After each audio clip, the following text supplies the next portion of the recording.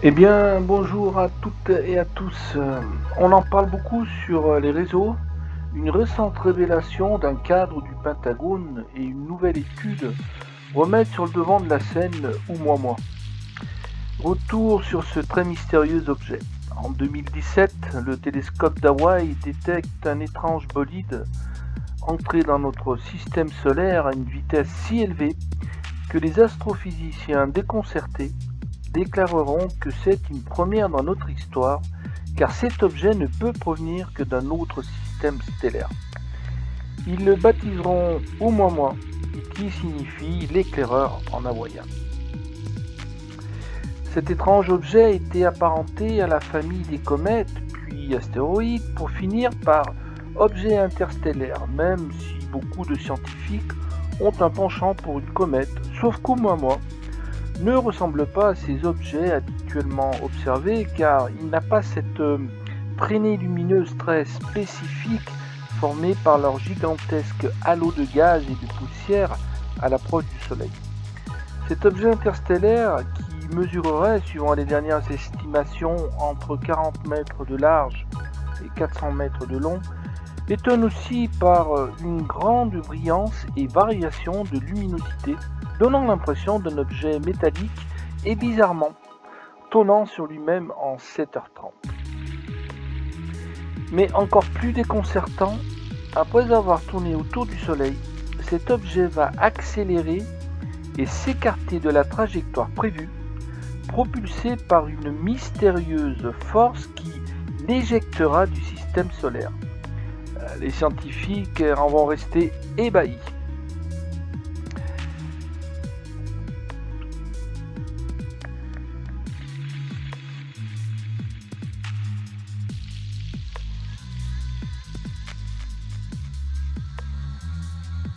Depuis sa première apparition dans l'œil des télescopes américains, Oumuamua suscite plus de questions qu'il n'apporte de réponses par son étrange trajectoire, sa forme cylindrique, sa vitesse anormale et sa luminosité, mais aussi sa très lointaine provenance.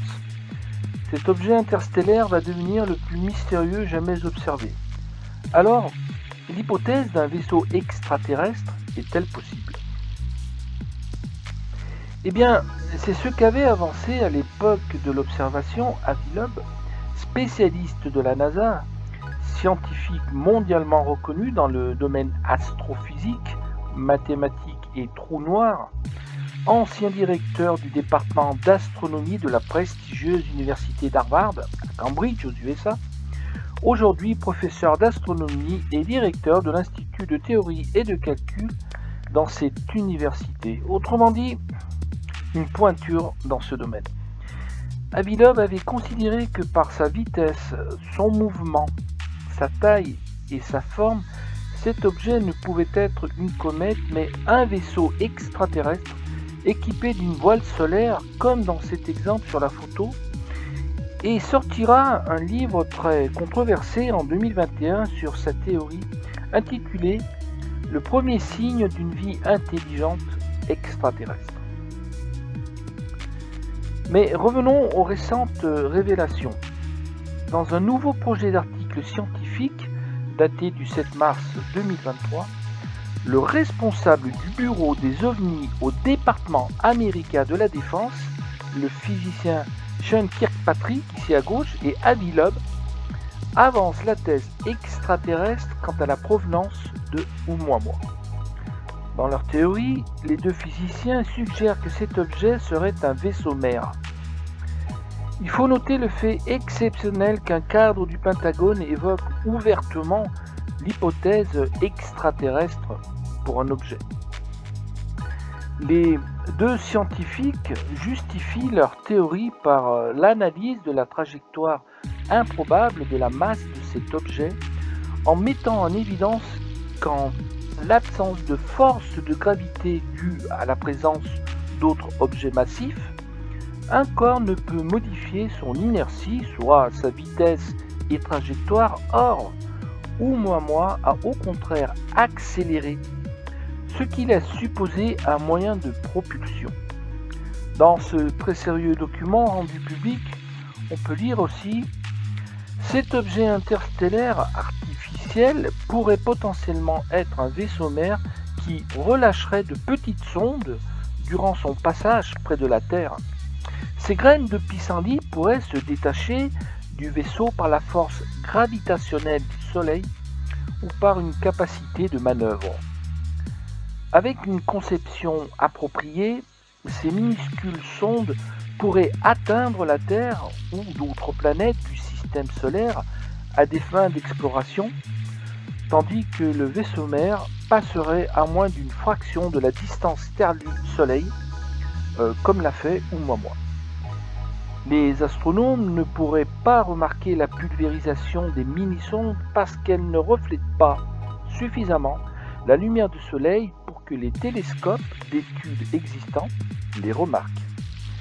Dans ce projet d'article, Avi Loeb, qui était déjà à l'origine de l'hypothèse artificielle d'Oumuamua, et Sean Kirkpatrick rappelle que 6 mois avant le passage d'Oumuamua, un météore interstellaire d'1 mètre, de la même forme et de la même vitesse, baptisé IM2, s'était écrasé sur Terre.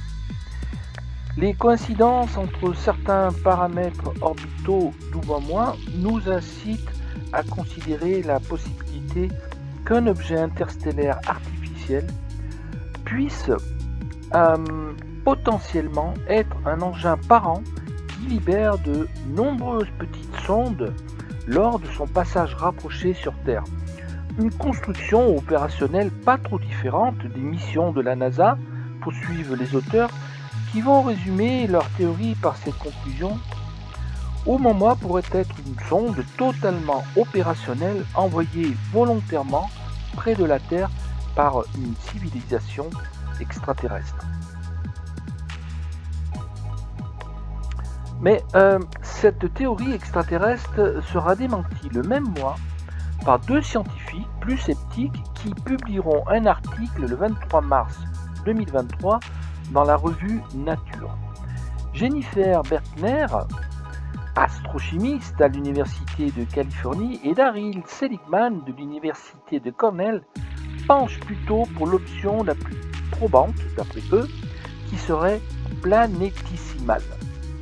Il s'agirait en réalité d'un corps glacé, d'abord irradié par des rayons cosmiques, puis réchauffé à mesure qu'il se rapprocherait du Soleil.